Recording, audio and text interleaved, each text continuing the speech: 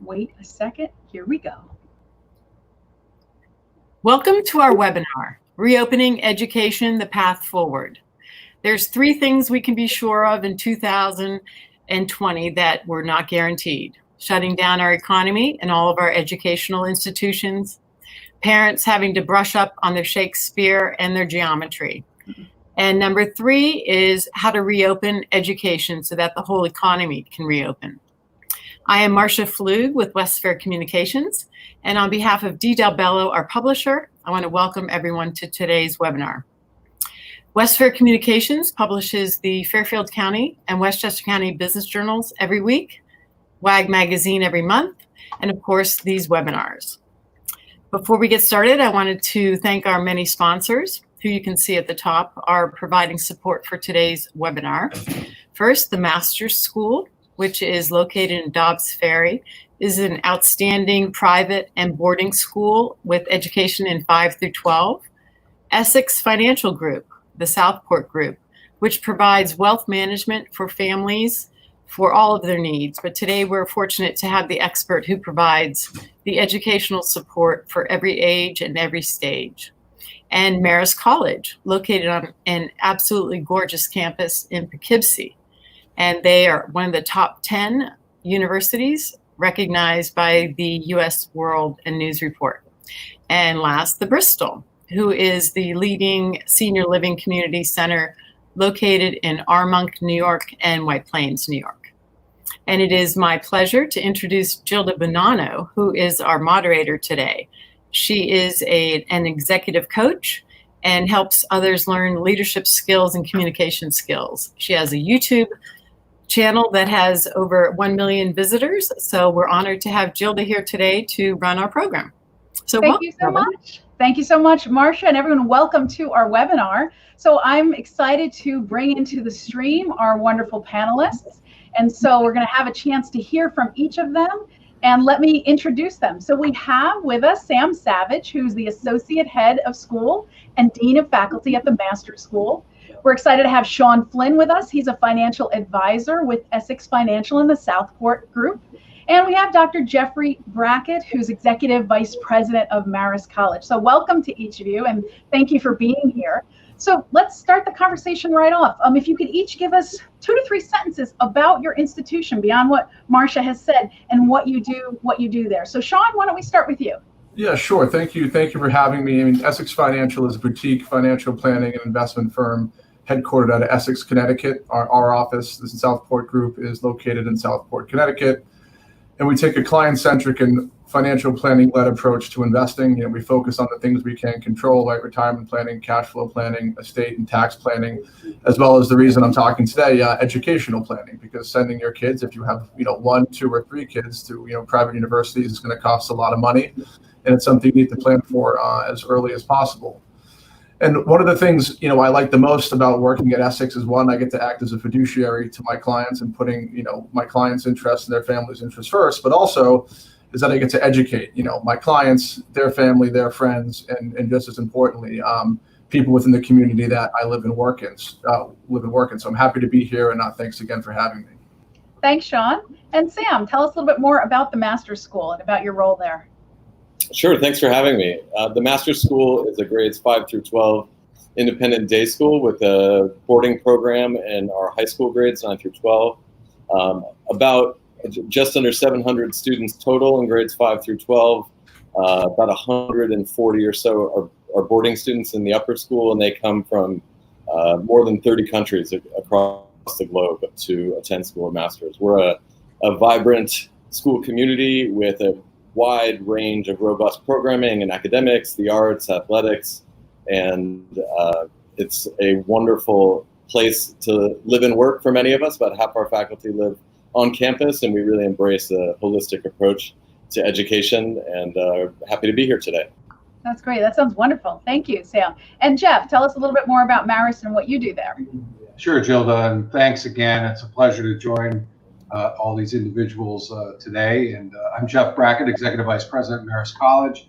Marist, as many of you may know, is a comprehensive master's granting institution ranked in the top 10 of the U.S. News and World Report on 200 beautiful acres right on the Hudson Valley in Poughkeepsie, New York. We have about 6,500 total students, 5,000 undergraduates, about 1,500 adult and grad students. In addition to our main campus, we have a full branch campus in Florence, Italy, where several hundred of our students study any given year. We have a doctoral program in physical therapy, as well as a master's in physician assistant studies. So in our healthcare graduate track, we've got two premier programs that we just recently launched. And at the graduate level, we launched the very first online MBA program that was AACSB accredited in New York State. So we have a long history of innovation, which we're calling on in these challenging times. Wonderful. Thank you, Jeff. So yeah, let's go right to the challenging time question. So rewind the tape. Let's go back to the beginning of this as the pandemic was unfolding and we began to realize the scope of what was going to be required. Sean, let's start with you. What concerns were you hearing from parents and families, particularly around financial and education? What were they most worried about as this was beginning to become a reality? Yeah, I mean, as you can imagine, they were, pretty far-reaching, right? Every family is different. Every family, has, different amounts of kids, different financial pictures. So I was getting a lot. I would say, the biggest one was from families whose kids were, maybe sophomores, juniors, seniors in high school, about to go into school. They wanted to understand the landscape of kind of the financial aid process, how things would shake out. And, I give a lot of the institutions, especially higher education, a lot of credit because they were very fluid, right? As the pandemic started to hit, I mean, I know that the FAFSA opens up, at the end of October. So you have October, November, December, January, February, March, and April kind of to fill this stuff out. But a lot of people would have been later to the game and they're filling out all these things and they send all this stuff into the schools. And then, the pandemic hits, their financial picture changes and they really, started to panic, are we going to get this money? We need more money. How does this all work? So I really was kind of helping them unpack all that information. And the great thing about, I would say most schools that offer financial aid, be it, K through 12 or, higher education, is that there's a financial aid office and those offices really want to help out, prospective students to kind of walk them through the process of, hey, listen, here's where you were at the beginning of the year. And that for a lot of people has drastically changed, right? Here in Connecticut, we have 10% people are unemployed, as well as a lot of people being furloughed, as well as people with their wages being cut. I could go on and on with what's happening with this pandemic. But the schools, the colleges I've been working with my clients, they've been very good to react and get back to people very quickly, walk them through the process of an appeal and things like that. Because, if you send in FAFSA and you send in your CSS profile, the Department of Education has looked at that and processed that. Now it's really in the school's hands, right? So the best advice, if I was to give advice, if you're worried about, your kid who's in college or maybe your kid who's going into college about financial aid and how that landscape has changed, just pick up the phone. They've done a great job from what I've seen in answering all questions and helping out their students who are going to start to shape their class. Mm-hmm. I could go on and on because I get a lot of one-off questions because, like I said, every family is different and that's fine. But I think the big picture is, if I was to give any advice, if you have concerns about a financial aid package you have gotten, call the financial aid office. They'd be happy to help. Thanks. And Jeff, let's pick up on that. Tell us first what Marist did as this was beginning to unfold and you realized we have to somehow shut down the in-person component, but then also talk about this point Sean raised about the financial piece. What are you hearing from families? What resources is Marist making available for families who are now in a very different financial position than they were just 6 months ago? Well, I think Sean, first of all, summed it up wonderfully, that the flexibility and the attention on the student and their families is the primary concern. And that was really, when the pandemic hit, obviously the number one issue was the health and safety of the community. And this is, unlike any other experience I'm sure that anybody on this webinar has gone through. It's a sort of once in a century type of event. So we had to move very quickly. And at that point in the spring, we had 270 of our students, including 160 at our branch campus, which is in Italy, that we had to coordinate to get back home. So we supported them financially with funds for change of ticket fees and kinds of things like that. We coordinated every day to ensure that we were working directly with the airlines, with the kinds of folks that were helping government officials, et cetera, to ensure safe passage back to America. And that's kind of an emergency footprint that you have to have in place. And we did that. And then for our students here, we had to transition 1,700 courses, from an primarily on ground, to an online platform. But thankfully, in our case, as I mentioned before, we've long been an innovator in technology and online learning. And so the pivot that we made was predicated on our expertise with our own in-house learning management system that we developed over several years. So it was a very different endeavor than many schools that don't have that history.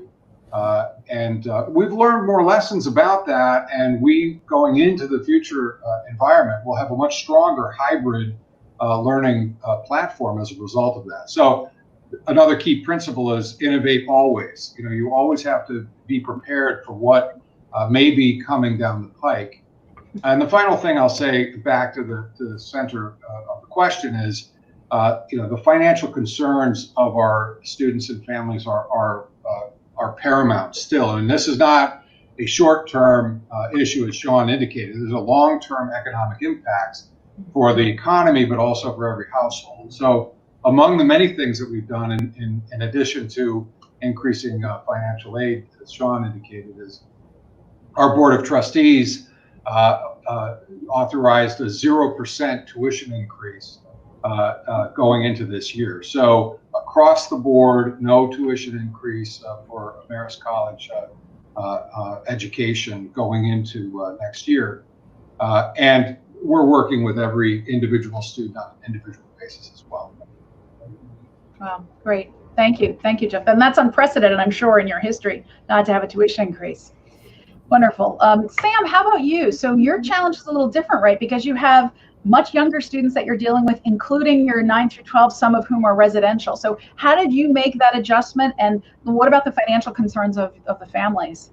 Yeah, thank you. I'd echo, a lot of what the other panelists said resonates with what we faced and how we met the challenges at Masters. I'd note that, again, health and safety, the foremost concern for us with the boarding population, students on campus. It was about finding them support to get home safely as everything was unfolding in early March.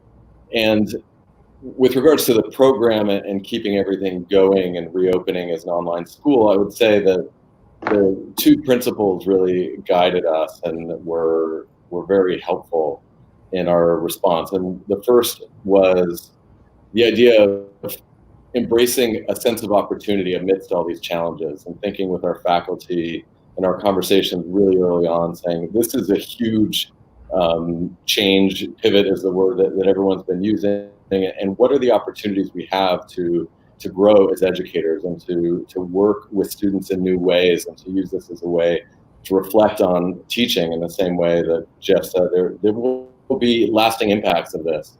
And so it's been a wonderful thing to see the way our faculty have embraced that. And then the other piece that really guided us early, principle that guided us early, was equity, knowing that by sending everyone home to work from wherever they are going to be able to connect, that we're going to see significant equity issues. When we bring everyone to campus, we have control over a lot more than we do when we send everyone home. So that was a core principle early on. How can we do our best to meet the needs equitably of all our students, and how can we respond as a school thoughtfully in this emergency and emerging reality? Mm-hmm. When it comes to the finances, it's again a foremost concern of ours to ensure that students have access to our program. So in the typical year, we give out more than $6 million in financial aid to students. And this year, that, going into next year, that number is certainly is increasing. And we have a commitment to meet the needs of the families who participate in financial aid. And so we've put in additional we've redirected some of our budget and some of our fundraising for exactly that purpose, because that's our priority, to make sure that we can fulfill our commitment to those families as best we can. And it sounds like each of you has had to pivot, to use that overused term, but it's had to really adapt and be innovative. So let's talk about something new or innovative that you've tried to develop in response to this crisis that you might end up hanging on to, right? So Jeff, tell us about it. Anything Marist has done that's a little different in response to this crisis that you might use going forward? Well, I think on an operational basis first, and as EVP, I'm kind of COO of the college, so I manage a lot of the everything from security and IT and HR, physical plan, to kind of the strategic planning process. But the leveraging of technology for operations, right, and the distributed workforce, the efficiencies that has revealed to many organizations are going to be woven into operations going forward. I mean, one of the critical things that we have to do in private higher education in particular is to innovate to ensure that we bend the cost curve down for the future of education. And this comes across as a number of initiatives. One is just operational efficiency. The others are things like speed to degree, the kind of flexibility of programming. We had already been looking at the combined degrees, several pathways that we launched for students to transition seamlessly from their undergraduate to graduate degree, and to leave Marist with a master's degree as well as a bachelor's degree through articulating courses of study. We have a 5-year master's in accountancy degree, one of the most important degrees in the marketplace, for ROI, for parents and people thinking about that. The other thing is just making sure that the learning environment is always improving. And I mentioned we use an open source learning management system based on a system called Sakai. We call it iLearn. That's our own individual brand, and we have established a greater functionality on that, knowing that the new normal, whatever that may be in 2 years or 3 years, is going to be predicated on that hybrid learning environment. And the last thing I'll say about that is our commitment to global education, which is part of our DNA. And the State Department ranks us number 3 in the nation in terms of the study abroad program. We want our students to be able to study in Paris, in Florence, in Tokyo, with the same kind of fluency that students at our main campus can achieve through that learning environment. And so that's a future innovation that I'm sure we're going to continue to pursue. Wow, yeah, that sounds like it's baked into the DNA, but it's also something you're enhancing now, even more. Sam, what about the master's school? How are you innovating? How are you changing things up and creating new programs or resources in response to this? Yeah, thank you. So I think on the teaching and learning side, I think 4 months ago, we talked about synchronous and asynchronous teaching and learning, that awareness would not be widespread. Even within the master's community, we used to think of it as class time and homework, and now we've taken we've been forced through responding to the challenges to take a more conceptual approach, and I think that'll have a lasting impact on the way we design learning moving forward. But I'd say concretely, one of the things we're most excited about is a summer program that we've developed that is again identifying the needs of families who are worried about learning losses over the summer after a remote spring, who are worried about summer camps being canceled all over the country.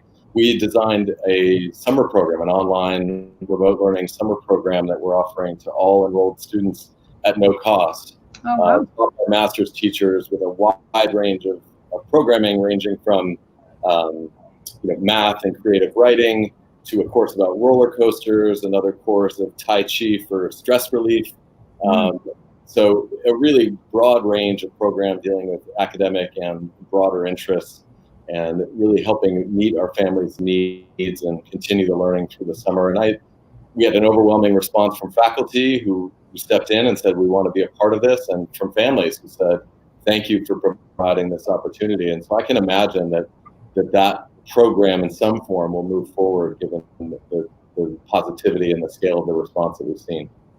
That sounds like a great opportunity for families, right? And to do that at no cost. So it's an easy decision for them to say yes to.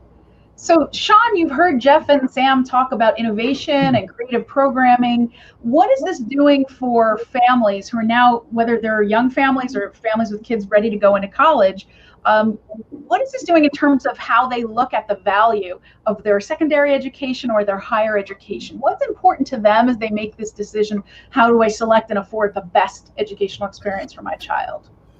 Yeah, no, that's a great question, and it's top of mind with a lot of families. Be it, I have a 3-year-old and a 7-year-old, and I'm always thinking about college and grade school and all and all that stuff. But it's different for everybody, which I think is always important to realize. As a family, not everybody sends their kid to college for 4 years. Not everybody gets a degree from an Ivy League school, whatever it may be. So I think it's really, on my end is understanding, what's important to the clients, what's important to the children, their children, and kind of how to move forward from there. But also, realistically, in regards to, hey, can we afford this, right? A lot of schools, guidance counselors say, hey, listen, you should have a reach school, a school you feel pretty okay about, and a school that you think is a quote unquote layup, right? I think that's important that families do that with their finances, right? Hey, listen, what's a school that I think my kid can get into and really, we can afford? What's a school that, I think my child has a pretty good chance, but it might be a little bit of a stretch. And then, man, if my kid gets into this school, it might really be worth, taking on, a little bit of debt or spending a little bit more money, right? Because again, this, it's a business transaction. You are spending money. That listen, the schools need to make money, and also they need to shape their class. So there's a lot of things that go along with that. So what's been good during this pandemic, a bright side of it was, Essex utilizes a ton of technology. So, we have a very robust financial planning software that we've been using, and I could kind of go through all those things that is outlined with the family. Hey, listen, if your son and daughter gets into this school, here's what it would look like, here's how much it would cost, based on your expected family contribution, which is how much the government, the schools think you can afford to send to pay to send your kid to school.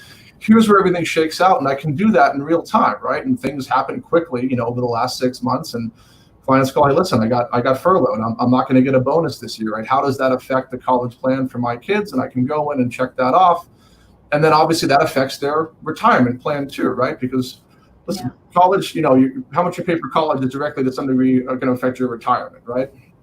And with this planning, some clients, their last mortgage payment is their first kid's college payment. So there's a lot of interesting stuff we can do with on the technology side. But again, I think the biggest part is really just sitting down with our clients, in that moment, understanding what's important to them and making changes to the plan. Unfortunately not in person, so I'd rather meet with people in person. So, we do it over Zoom or, over the phone, whatever it may be. And it's been well. It's good because it forces us to kind of get into this new era of doing more stuff over the computer. So it's been good, and I'm glad we've invested in the technology we have.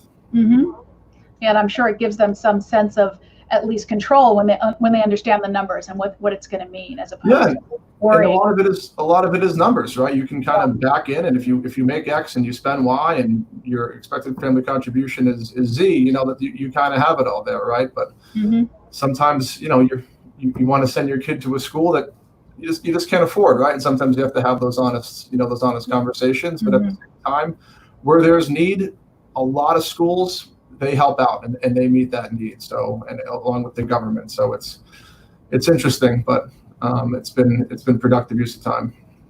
Well, and I think that's an interesting perspective, right? That how to make this time at home or a different time productive. How do we turn this challenge, as difficult and painful and tragic as it is for many families, how do we turn that into opportunities? And what does that mean going forward? So everyone gaze into your crystal balls for a moment. We're not going to hold you to these predictions, but what do you see down the road? How will this coronavirus pandemic, if at all, change secondary and higher education? What do you think? If we're looking out 5, 10 years, once the initial epidemic is passed, what do you think will be the lasting results, if anything, on secondary ed and on higher ed? What do you think, Sam? How is the master's school and other secondary ed programs going to be different going forward?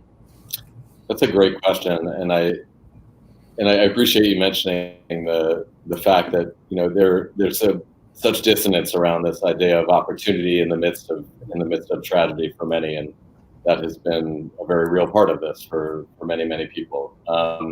Looking ahead into the future, I think when it comes to K-12 education, it's challenging to navigate, because we're still in a place where I think the individual context matters so much. For masters, I think what it's going to allow us to do, again, on the teaching and learning side, is the ability to bring a whole new set of skills, a whole new understanding of what can be accomplished in the remote setting. And whether that's about summer engagement or about ways we help students who, for whatever reason, are going to be off campus for a while.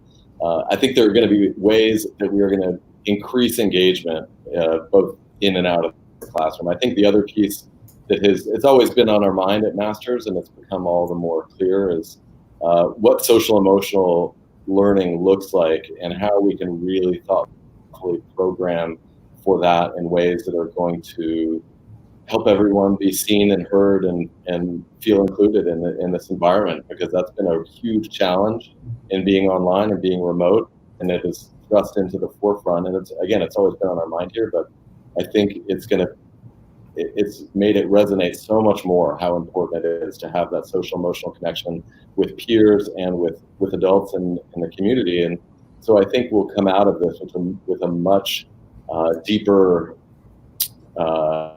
value and just embrace of what that means, of the context of the learning that happens, and how to program well for that very intentionally. I think many schools have taken that for granted. Everyone shows up and we build relationships, and now we've been forced to do that with a lot more intention, and I think that's a really positive and lasting legacy that will sustain a lot of schools, including Masters, moving forward. Mm-hmm. So you have to be more deliberate about the other benefits that come other than the content you're sharing. Absolutely. Jeff, what about your view? What do you think will be the lasting impact, if any, on higher ed and private higher ed in particular? Well, I think Sam laid a very nice framework for it. I think that the power of the education and what we are committed to at Marist is the whole education of the student. And I think that as I mentioned before, the leveraging of technology in new ways to support that total education is something that ties into our long history of innovation and DNA here. So it's accelerated it in many ways. But I think, as Sam indicated, this has brought the importance of community and learning and meaningful education to the forefront. And I do think that what I said earlier about efficiency is going to be there as well. The commitment to making making an affordable education, a global private higher education experience, affordable for the students and families of Marist College is first and foremost the goal. And I think, in the long term, this kind of period of forced innovation is going to accelerate that. Mm-hmm. I like that term, forced innovation. Sean, what do you think? What is your crystal ball telling you? 5-10 years down the road, how's this affect? And that'll be for you. Your children will be going into college. So how do you think the coronavirus will have impacted their high school and college experience? It's a great question, and saying you have a crystal ball in the finance world is a little, you don't want to say that. So of course, yes, okay, understood. Looking down the line, a great example of this. I was sitting down at the beach a couple weekends ago with two good friends of mine. They both work at Ivy League schools. They're both in the finance department of those Ivy League schools. One in the financial aid department, and we were just talking. And we have literally our kids are the same exact age, 3 and 7. And I was asking my friend, I was like, Tim, do you think our kids are going to have a 4-year education like we are? And we had that conversation, and ultimately it's yes. I believe that my kids are going to have an education. I went to Fairfield University. I also went to Portsmouth Abbey School, so it's very much like the Masters in Marist, schools of that caliber. And I have in my mind that my kids will go to some degree of a 4-year college, right? Will things be different? Absolutely. Will technology, really, I would say, change that, maybe shorten a little bit? Absolutely. I don't know. Will kids be more hyper-focused on a specific sector? Is it technology? Is it a 3-year technology college? Are kids going to get more involved with the trades?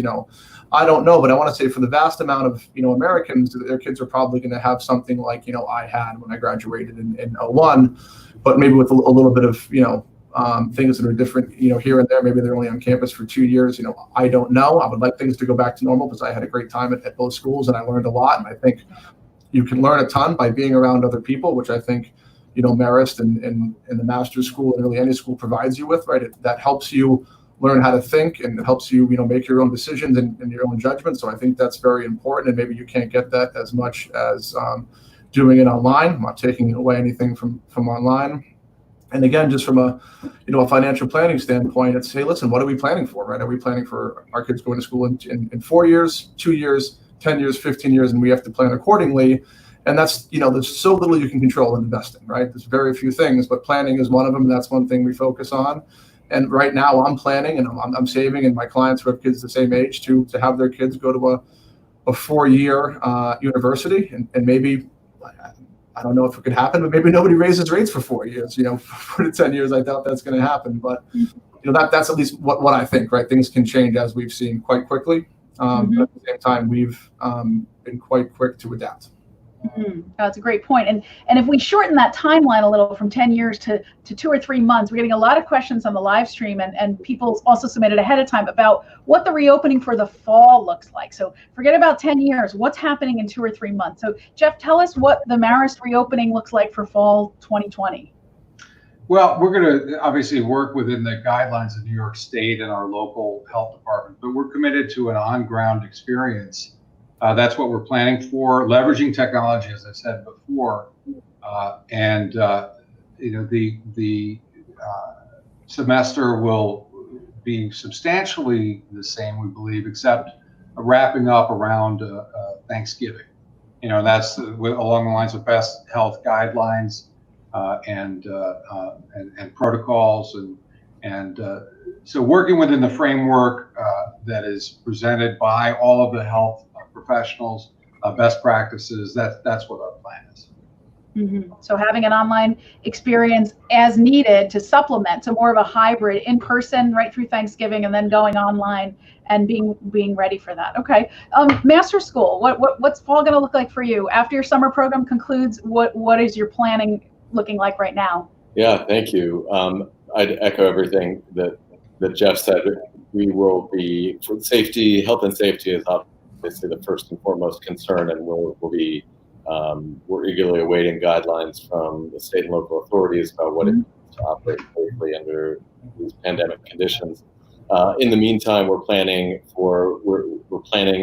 a variety of scenarios to be able to respond to the context as it emerges. We are hoping very much that we are all here in person when we open in September. And in the meantime, we also are planning for the likelihood of a local spike, whether on the master's campus or not. We need to be prepared for continuity of learning, and that's been our primary focus this summer, engaging faculty in professional development around online teaching and learning so that we can open up with a continuity of learning plan in place that will prepare us for eventualities where the campus would need to be closed. And that's something that I think schools across the country are doing, and certainly K-12 schools. And beyond that, again, we're waiting for, not waiting, I shouldn't say waiting, we're actively planning round the clock and with everyone possible,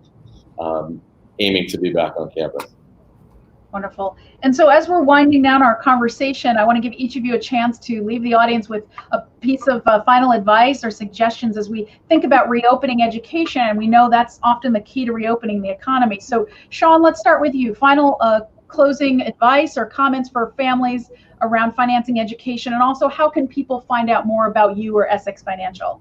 Yeah, sure. I think like I said earlier on, if your kid's going into school next year, be it, K through 12 or higher education, you are getting financial aid, don't feel like you're bothering the financial aid office. I don't think, Sam or Jeff would be mad at me for saying this, right? They're there to help. They want to help. Pick up the phone, give them a call, be organized when you call them, and just kind of walk through where you're at, what's going on. I'm sure they'll ask you for supporting documents, and they might have you, fill some things out, so on and so forth. But it's worth it. That's a great place to start.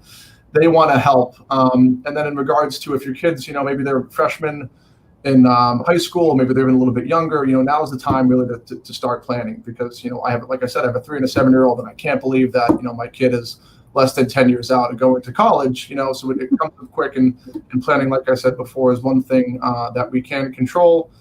And you can, please, there's a lot of, if you Google my name, I do a lot of college planning seminars. I'm in a lot of publications about college planning. You can find me that way, or you can go on essex.financial, and you can find information about myself and my team there as well.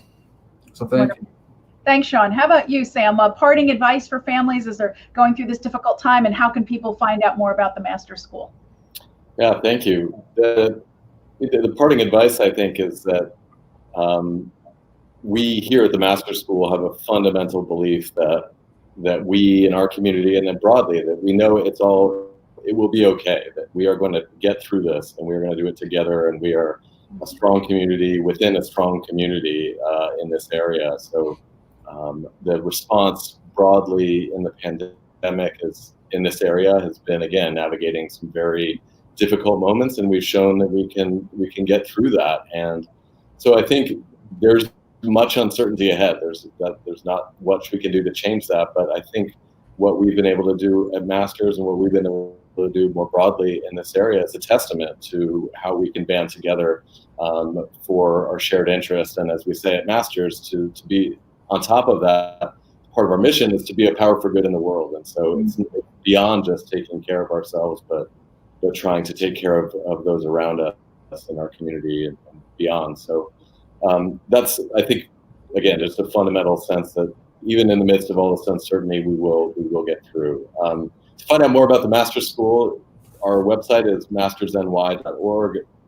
Would love for any of you to go visit, look around, explore our 100-acre campus here in Dobbs Ferry. It's beautiful, and we would love to hear from anyone who's interested in the school. So thank you.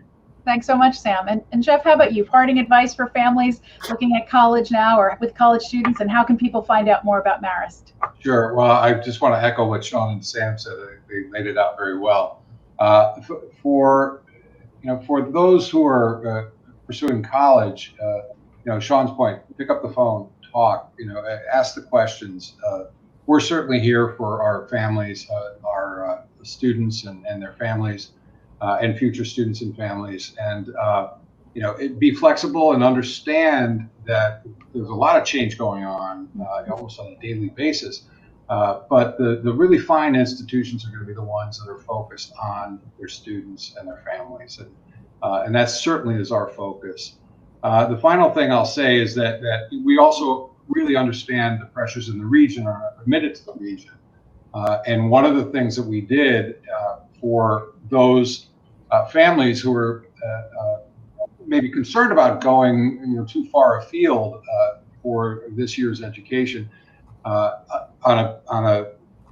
a local basis, we have opened the capability for people to consider Marist if they're within a certain radius of the Hudson Valley, to have those kinds of conversations. I mean, we have 11,000 plus applications for about 1,100 spots. So a very competitive institution, very difficult to get in. But our admissions people will be listening to those families in the region who are maybe thinking about the desire to be more local than maybe they were 6 months ago. And I think that was really in response to the inquiries that came to us after the process had wrapped up in terms of the applications. So that's one commitment we have to the region.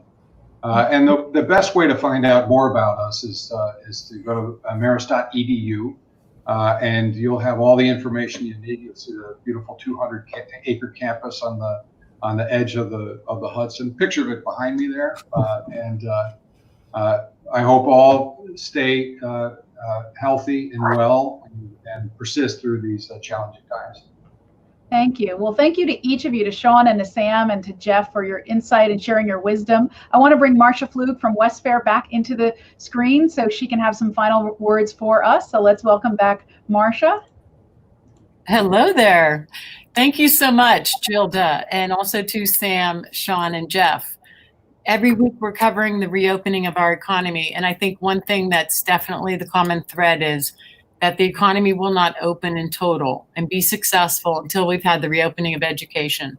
And it's definitely reassuring to hear from the experts, whether it's the the K through 12 or whether it's the university level. And also hearing that the financial support and what's going on with that, the complexities of what families are dealing with. It sounds like we do have people that have stepped up to the challenge, and it is reassuring. So I really appreciate hearing the input from our experts. Again, I want to thank our sponsors for today, the Masters, Essex Financial, Marist, and the Bristol.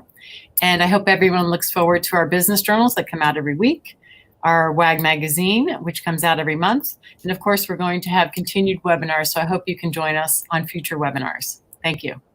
Thanks, Marcia. Thanks, everyone, for attending. Stay healthy, and we'll see you again soon.